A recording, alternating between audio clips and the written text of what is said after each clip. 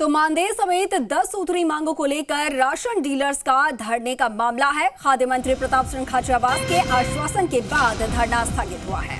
आज ration dealers की मांगों को लेकर सचिवालय में बैठक होगी। दोपहर 12:30 बजे सचिवालय में अधिकारियों की बैठक होगी और उनकी मांगों पर सकारात्मकता से विचार यहां पर किया जाएगा। इसके साथ में आपको बता दें कि बैठक में सकारात्मक निर्णय अगर नहीं हुआ तो फिर सप्लाई व्यवस्था ठप हो सकती है। और हमारे सहयोगी दीपक हमारे साथ लगातार कल से इस खबर पर बने हुए हैं। ज्यादा जानकारी के साथ, ज्यादा अपडेट्स के साथ दीपक इस वक्त हमारे साथ फोन लाइन पर जुड़े हैं। दीपक, जिस तरीके से राशन डीलर्स की तरफ से कल हल्ला बोल किया गया, उसके बाद सदन में भी इसकी जो गूंज है वो सुनाई पड़ी। मंत्री के आश्वासन के बाद एक बार के लिए जो धरना है वो स्थगित हो गया है, लेकिन आगे किस तरीके की रणनीति रहने वाली है? क्योंकि अगर सकारात्मकता यहाँ पर नहीं दिखती है बातों में, अगर फिर भी सुनवाई नहीं हो पाती है, तो फिर किस तरीके से आगे उनकी तरफ से एक्शन लिया जाएगा? देखिए, कल सड़क से सदन तक राशन डीलर्स के मानदेय सहित 10 सूत्रीय मांगों का जो कह सकते हैं गूंज है वो सुनाई दी।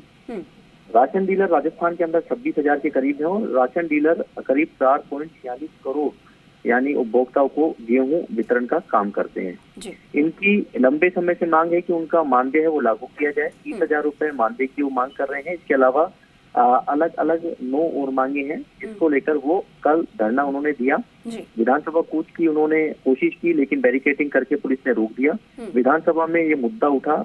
उसके बाद में मंत्री प्रताप सिंह खाचरियावास के आश्वासन के बाद उन्होंने अपना धरना स्थगित देर रात किया और आज दोपहर 12:30 बजे मंत्री प्रताप सिंह खाचरियावास है वो सचिवालय में इस संदर्भ में उनके जो प्रतिनिधि मंडल है, साथ में संबंधित विभाग के अधिकारी हैं, साथ में फाइनेंस के जो अधिकारी हैं, वो इस बैठक के अंदर शामिल होंगे। विचार विमर्श किया जाएगा किस तरीके से दूसरे स्टेट्स में मानदेय किस तरह से लागू है, किस तरह से राशन डीलर्स को है मानदेय दिया जाता है, उसको पूरी स्टडी की जाएगी। और उसके बाद में, क्योंकि मंत्री प्रताप सिंह खाचरियावास कि पिछले दिनों किरोड़लाल मीणा भी गए थे उनके आवास पर राशन डीलर्स को लेकर, उन्होंने कहा था कि मैंने मेरी तरफ से जो फाइल है वो आगे भेज रखी है, उस स्तर पे फाइनेंस डिपार्टमेंट में उस पर निर्णय होना है।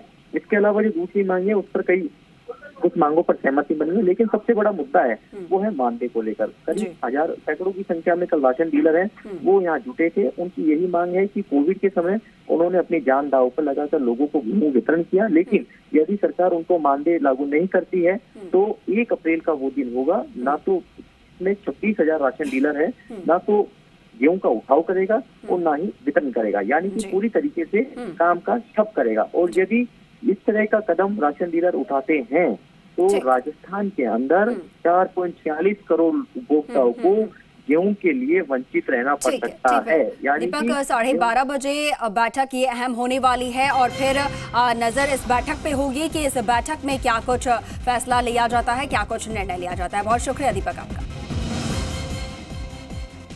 आगे बढ़ रहे हैं औद्योगिक क्षेत्र में